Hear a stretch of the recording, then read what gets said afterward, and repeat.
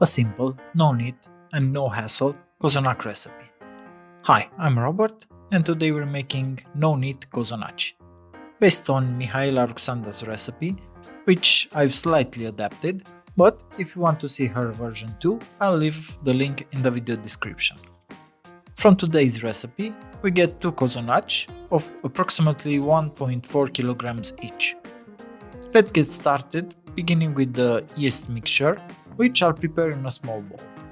50 grams of flour, 32 grams of yeast, and I really like this one from Pakmaya, and 100 grams lukewarm milk. We'll mix it with a whisk, not too much, just enough to combine.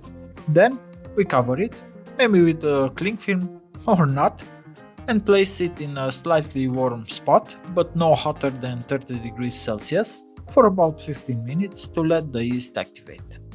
While the yeast is rising, we'll prepare the rest of the ingredients. In a bowl, we'll add 275 grams of cold milk, 150 grams melted and cooled butter, 7 egg yolks, 190 grams of sugar, 30 grams grated orange peel, some rum essence. I use 2 of these from Dr. Oetker, and the same with vanilla essence, and 7 grams of salt. We mix everything together with a whisk. We pour both mixtures, liquids and the yeast, over 700 grams of flour with high protein content, 11-12% protein, the more the better for cozonac. We mix it well with a spatula to combine the entire mixture, then cover with cling film, this time not in contact, over the whole bowl. Then we place the bowl in a slightly warm place, again no more than 30 degrees Celsius, for 45 minutes. Then it goes in the fridge exactly as it is with the film for at least 12 hours, but you can leave it for 24 hours without any problem.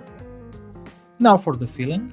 In a bowl, I'll add 225 grams powdered sugar, 45 grams of cocoa, and 375 grams ground walnuts, and mix well with a whisk. We add 2 rum essences and 2 vanilla essences, and 225 grams of egg whites, the ones left from the yolks we used in the dough, and mix well with a whisk. We cover with cling film in contact this time, and refrigerate until we're ready to fill the cozonac. After a minimum of 12 hours in the fridge, we can start rolling and filling the cozonac. Because this is a no-knead dough, it tends to be a bit sticky, so I like to work it with a bit more flour, and I recommend you do the same. I'll sprinkle a bit of flour on the top of the dough, press it down, and then I'll take it out and divide it into 4, about 410 grams of dough per half cozonac. As I said, no kneading, we just divide the dough using a scraper into 4 equal parts. Because that's how my quirks work, I'll weigh it to be as precise as possible.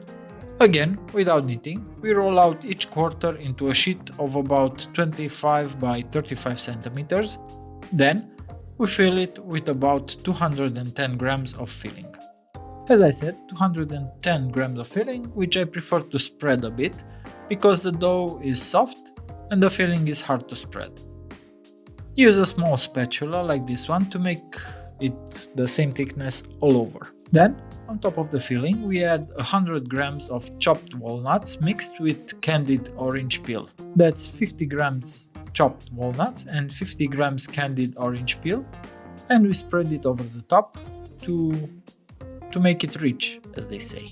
We start rolling, and since we used a lot of flour, I use a brush to remove the excess flour if needed.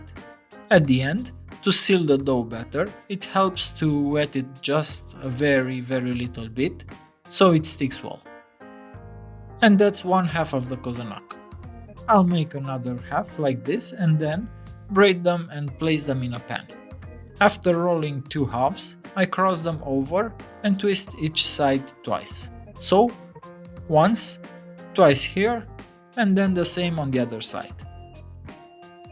Then we place the cozonac in a pan. I use these pans that are 25 by 11 centimeters, and line them with baking paper all over. We brush them with a mix of half egg yolk and half either heavy cream or milk. This will give them a nice color on top. Then we let them rise for about an hour, again, no more than 30 degrees Celsius. I like to put them in the oven where I'll bake them and just turn on the oven light. I think the heat from that is enough.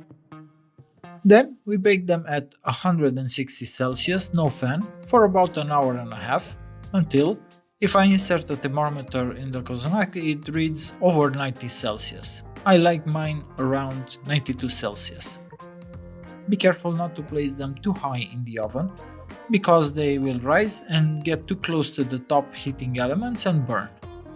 Anyway, if they brown too much on the top, you can crumple up a bit of baking paper and place it on the top until they are done baking. That's how our cozonac turned out. Like any cozonac, keep it in a sealed bag or box so it doesn't dry out, and I'm waiting for your photos on Instagram to see how they turned out. For more recipes like this, don't forget to like, subscribe to my channel, and follow me on Instagram for lots of useful tips.